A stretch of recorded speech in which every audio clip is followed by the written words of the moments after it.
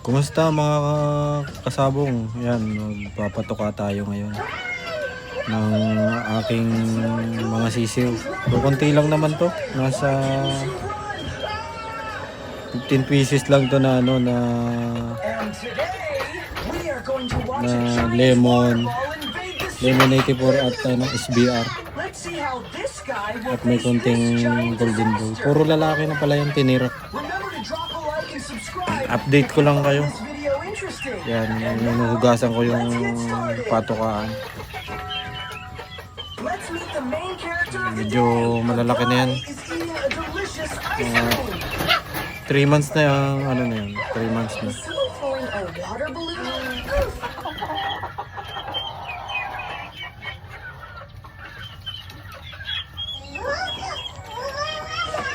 Yung patuka ko pala dyan, ano, yung pinahalo ko na.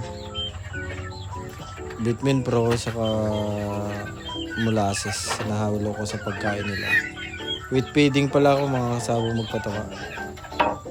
Para yung vitamins, nalalagay ko na siya sa, ano, sa patuka.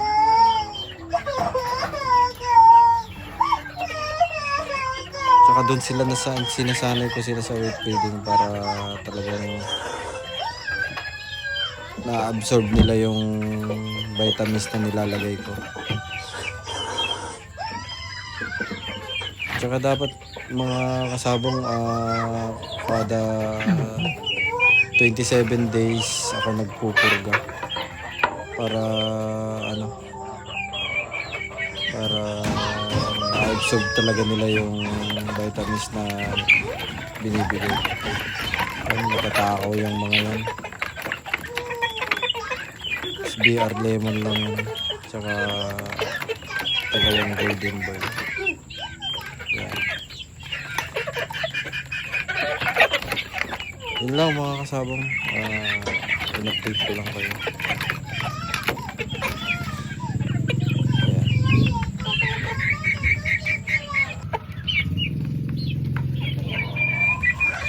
Yun lang pala mga kasabong. Sa susunod ulit, salamat sa pakikinig at panonood. Sa susunod ulit, update ko ulit sa kayo pag mas malalaki na. Pag mga 5 months na. Salamat sa panonood.